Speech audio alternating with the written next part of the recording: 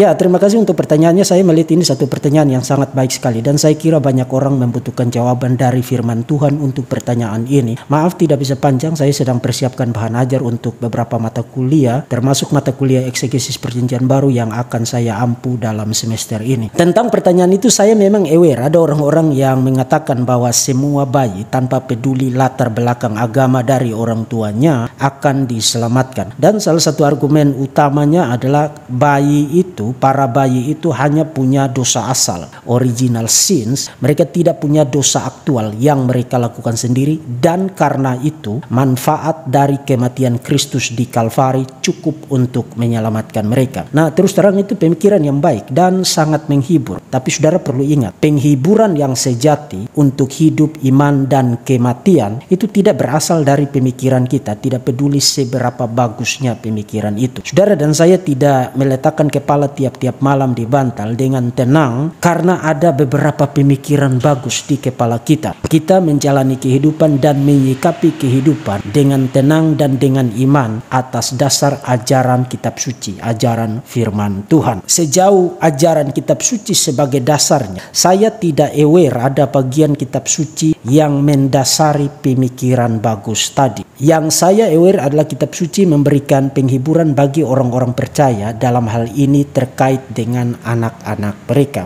baik di era Kovenan Lama maupun di era Kovenan Baru. Kita ambil satu contoh saja dari perjanjian Lama. Kalau saudara baca kitab 2 Samuel pasal 11 dan pasal 12, itu mencatat tentang dosa Daud dan Betseba binti Eliam istri Uria. Itu cerita yang sangat terkenal. Singkat cerita, akibat dari dosa itu, anak yang dilahirkan oleh Betseba itu ditulahi oleh Tuhan, dan menurut Nabi Nathan anak itu akan mati. Nah, sementara anak itu dalam kondisi sakit, Daud menangis, berdoa dan berpuasa memohon kiranya Tuhan berkenan supaya anak itu tetap hidup. Tetapi seperti yang sudah dinubuatkan oleh Nabi Nathan, anak itu memang tetap mati. Nah, pada hari ke-7 ketika mengetahui bahwa anak itu telah mati, Daud menghentikan tangisannya, menghentikan doanya, menghentikan puasanya, mengganti pakaiannya, kemudian menikmati hidangan makanan. Nah, para pegawainya ketika melihat itu bertanya kepada Daud, tadinya anak itu masih sakit, kamu menangis, berdoa dan berpuasa, kenapa sekarang sikapmu itu berubah? Nah, perhatikan jawaban Daud untuk pertanyaan mereka. Selagi anak itu hidup, aku berpuasa dan menangis karena pikirku, siapa tahu Tuhan mengasihani aku sehingga anak itu tetap hidup. Tetapi sekarang ia sudah mati, mengapa aku harus berpuasa? Dapatkah aku mengembalikannya lagi? Aku yang akan pergi kepadanya, tetapi ia tidak akan kembali kepadaku. Nah, perhatikan kata-kata Daud pada bagian terakhir ayat 23 tadi. Aku yang akan pergi kepadanya, tetapi ia tidak akan kembali kepadaku. Dengan kata lain, Daud mengekspresikan imannya bahwa nanti kalau dia mati, dia akan pergi dan bersama-sama dengan anaknya yang baru